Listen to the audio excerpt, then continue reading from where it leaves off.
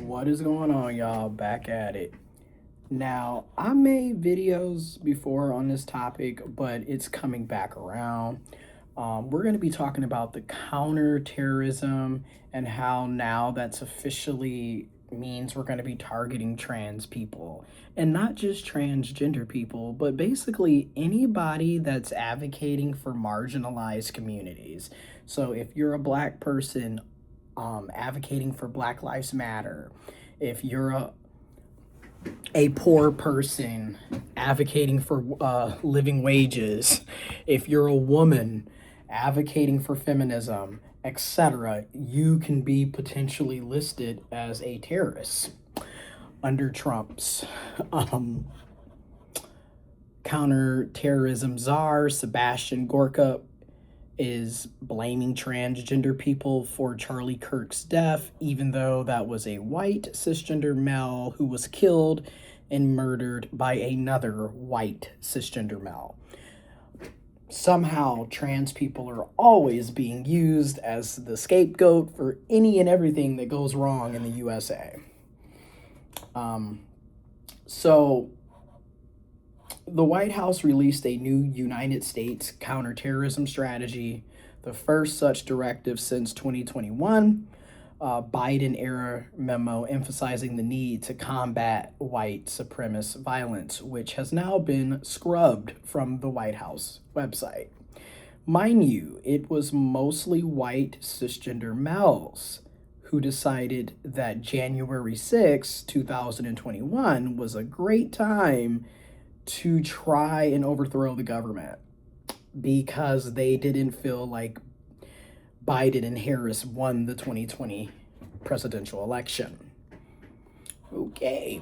Wendy's documents masterminded by White House, quote, counterterrorism czar Sebastian Gorka does not mention far-right violence at all. It identifies violent left-wing extremists, including anarchists and anti-fascists, as a security threat of equal severity to legacy Islamist terrorists and narco-terrorists and transnational gangs.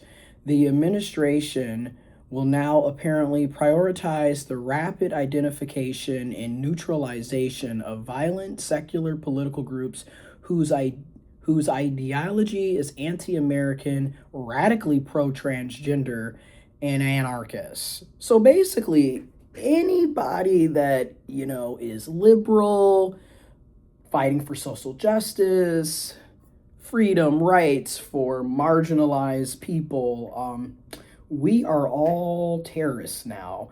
And this to me just further highlights what I've been trying to get across when I'm talking about Trump and his administration dismantling the US Constitution and denying us of our First Amendment rights, Second Amendment rights. Pretty much every amendment is being denied to people that are not white, cisgendered, heterosexual males with money. I'm just being real because notice who he's targeting and who his administration continuously goes after. Now, in a bizarre but familiar turn, the document also blames transgender people for the shooting of Charlie Kirk. Quote, Americans have witnessed the politically motivated killings of Christians and conservatives committed by violent left-wing extremists, including the assassination of Charlie Kirk by a radical who espoused extreme transgender ideologies. Keep in mind the person who allegedly shot and killed and assassinated Charlie Kirk, again, was a white, cisgendered, heterosexual male who, mind you, was on the right-wing side of thought. The difference was he was more so following Nick Fuentes in comparison to following Charlie Kirk, but they're both two heads on the same coin on the right-wing conservative side of thought.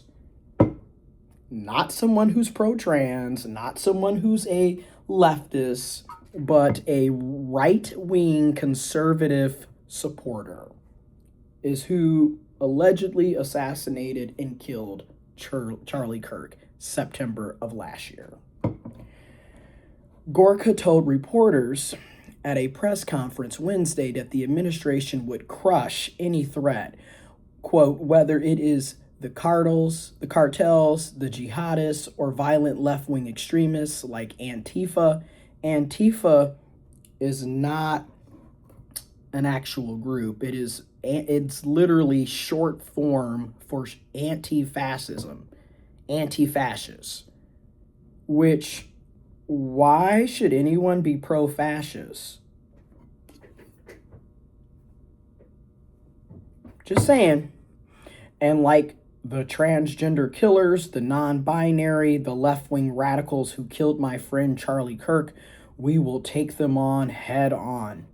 The Heritage Foundation has also worked to connect being trans with terrorism, campaigning for the FBI to designate trans advocacy as violent extremism. So again, I can be arrested for speaking up for transgender people, intersex people, the LGBTQ plus community, speaking up for working poor, working class people, speaking up for women, speaking up for Black lives, etc. Yeah, I'm definitely on the counterterrorism watch list at this point. Now, keep in mind, this is very serious, right? Like, when I make this video, I'm not trying to make it seem like I'm not worried or I'm not scared or afraid. Like, this is very serious-ish going on, and it's going to put a lot of people, including myself, in the crosshairs. But mind you, a lot of us have already been living in the crosshairs because I'm Black, I'm a person of color, I'm working class, I'm intersex and trans, I'm gay, I have a degree in sociology. I was already in the crosshairs. So when people are talking about, oh my God, I'm just like, it's not that it's not scary or that, this isn't potentially dangerous, but literally when you've been living your entire life in the crosshairs, you become, unfortunately, accustomed to your life being threatened, and the police and law enforcement being used to persecute you and people who are like you. In 2023, Trump claimed falsely that there had been an incredible rise in the number of transgender shooters, claims that now resurface whenever shootings occur. Meanwhile, there's only been reportedly five people who committed mass shootings who identified as trans. Meanwhile, 95% of our mass shootings are committed by white cisgendered males. It's just really odd how there's always so much scrutiny on trans people, but yet constantly ignoring who actually is committing the mass shootings, who's actually a threat to society, who's actually anti-American, because being pro-American is being pro-U.S. constitutional rights, pro-amendment rights, something that Trump's administration seems to be against. Instead, it's everything, it's the trans people. Our gas is $6 a gallon, it's the trans people. You can't afford rent, it's the trans people. Like, what in the world? By the document, reads less like a plan than a list of targets. Representative Benny G. Thompson, who is a Democrat representing Mississippi, the House Committee on Homeland Security's ranking Democrat, noted in a press release that the document left out the far right, the group most likely to commit violent acts against civilians on U.S. soil. Quote, despite years of data proving that right-wing extremism has presented the most persistent and deadly threats to Americans for decades. I mean, what was Timothy McVeigh in the 1990s with the Oklahoma bombing? Also, last year, we had representatives, elected officials that were Democrats, be murdered. Who was Melissa Hartman? Like, Hortman, I should say. Again, she was assassinated June 14th, 2025 by a right-wing extremist. So this is why it's just so, like, this actually took place and happened last year. So let's talk about it. Melissa Hortman was an American politician and lawyer who served as the 61st Speaker of the Minnesota House of Representatives and was a member of the Democratic Farmer Labor Party. She represented northern parts of the Twin Cities metropolitan area in the Minnesota House of Representatives from 2005 to 2025 when she was assassinated. She served as the House Minority Leader from 2017 to 2019 and as Speaker from 2019 until January 2025. During her tenure, she advocated for transportation, environmental rights, abortion rights, police reform, and gun control policies. Okay? So, assassination. She was assassinated on June 14th, 2025. Her husband, and their golden retriever were assassinated. They were shot and killed at their home by a man impersonating a police officer. That man, a white cisgender male, impersonating a police officer. Another lawmaker, John Hoffman, and his wife were injured earlier that night by the same man. Minnesota Governor Tim Walz, who was also the vice president candidate for the Democratic Party in 2024, said the shooting appeared to be politically motivated assassination. The suspect in the shooting was 57-year-old white cisgender male Vance Luther Bolter, a former 7-Eleven manager and evangelist preacher. Bolter was arrested June 15th after a large-scale manhunt. Okay? So, again, let's not also forget back in 2020 when right-wing extremists attempted to kidnap the governor of Michigan, Governor Gretchen Whitmer. Like, again, this is what I'm talking about is nothing new, okay? Let's not forget Kyle Rittenhouse, who literally crossed state lines and shot and killed nonviolent protesters in 2020. Let's not forget Dylan Ruff, who also a white cisgender male who decided to gun down people at a church.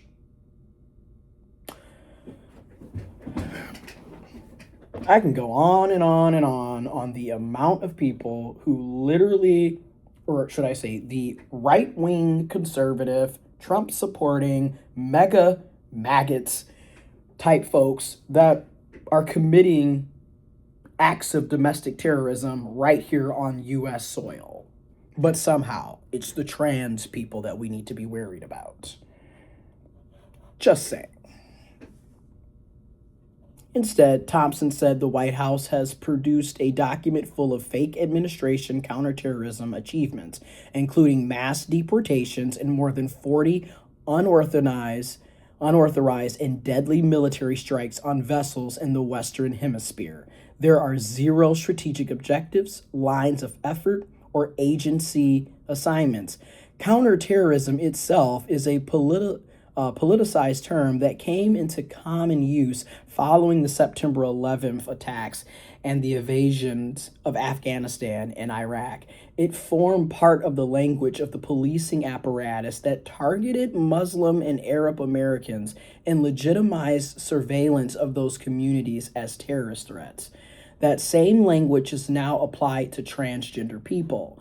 Treasury Secretary Scott Bessent had called Kirk's death a domestic 9/11. The Heritage Foundation, too, has done its best to connect being trans with the idea of terrorism, campaigning last year for the FBI to designate trans advocacy as violent terrorism. Quote, we will identify their membership, map their ties to international organizations like Antifa, and use law enforcement tools to cripple them operationally. The document continues. The link to that and the link to this article and additional information can be found in the description box below. Now, again, how is advocating for trans people to have the same rights and freedoms as cisgender people terrorism? I'm advocating that I get to go to the bathroom and use the bathroom in a public bathroom, regardless of the city or state or location that I'm at. I'm advocating for me to be able to have access to health care. I'm advocating for you to have access to healthcare because not only do I believe in gender affirming care, but I also believe in universal basic healthcare for everybody. But according to all of that, right, I'm a terrorist for doing that. This is the mess that we're dealing with. It's a 16-page memo that you can actually look at from the counterterrorism czar, Sebastian Gorka, who was appointed by President Donald J. Trump to be the counterterrorism czar, okay? It's really ridiculous. Now, there's a lot of feedback on this, so this is off of The Guardian. Political and security analysts slammed the memo as largely slop, utterly unhinged, and an exercising in gaslighting, partisanship, and obsequiousness. It's the opposite of speaking softly and carrying a big stick. It's more like yell loudly to conceal your small stick.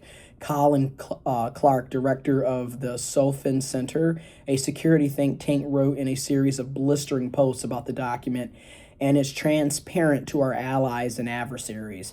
The memo is largely scant on substance and does not lay out a roadmap for carrying out its prescriptions.